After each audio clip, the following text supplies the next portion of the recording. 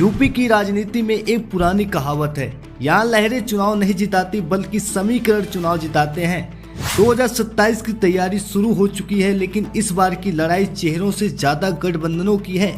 क्या योगी आदित्यनाथ के पास उनके पुराने साथी टिके रहेंगे या अखिलेश यादव का इंडिया गठबंधन 2024 की तरह 2027 में भी कमाल करेगा? आज हम बात करेंगे यूपी के उस गठबंधन गणित की जो तय करेगा कि अगला मुख्यमंत्री कौन होगा। सबसे पहले बात सत्ताधारी खेमे की। बीजेपी के पास इस समय कुनबा बड़ा है, उनके पास जयंत चौधरी का साथ है जिससे जाट वोट बैंक मजबूत है। साथ ही अनुप्रिया पटेल, संजय निषाद और ओम प्रकाश राजभर जैसे साथी हैं जो ओबीसी वोटों के बड़े हिस्से पर पकड़ रखते हैं। लेकिन यहाँ एक चुनौती 2024 के लोकसभा नतीजों के बाद इन छोटे दलों के भीतर एक बेचैनी देखी गई है।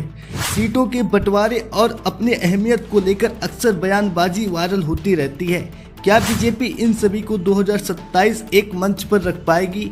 वहीं दूसरी तरफ है समाजवादी पार्टी और कांग्रेस का साथ। 2024 के लोकसभा चुनाव में ये साबित कर दिया कि जब साइकिल और हाथ साथ आते हैं तो बड़े बड़े किले ढह जाते हैं। अखिलेश यादव का पीडीए फार्मूला और कांग्रेस का राष्ट्रीय नैरेटिव एक मजबूत विकल्प बनकर उभरा है। लेकिन सवाल यह है, क्या विधानसभा चुनाव में अखिलेश यादव कांग्रेस को उतनी सीटें देंगे जितनी कांग्रेस मांग रही है? और क्या सीट शेयरिंग का ये पेच इस गठबंधन को मजबूत तो नहीं करेगा? 2027 के लिए इन दोनों का एकजुट रहना विपक्ष की सबसे बड़ी ताकत है। वहीं इन सबके बीच सबसे बड़ा एक्स फैक्टर है मायावती।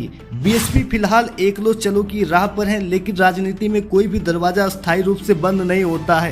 क्या मायावती 2027 में किसी गठबंधन का हिस्सा बनेगी या फिर उनका अकेले लड़ना बीजेपी या सपा में से किसका खेल बिगाड़ेगा? दलित वोटों का शिफ्ट होना ही 2027 का असली टर्निंग पॉइंट साबित होगा।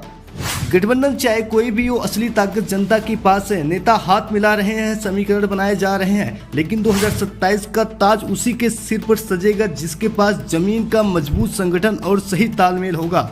आपको क्या लगता है, क्या सपा कांग्रेस का साथ बना रहेगा या बीजेपी का एनडीए गठबंधन फिर से बाजी मारेगा? कमेंट में अपनी राय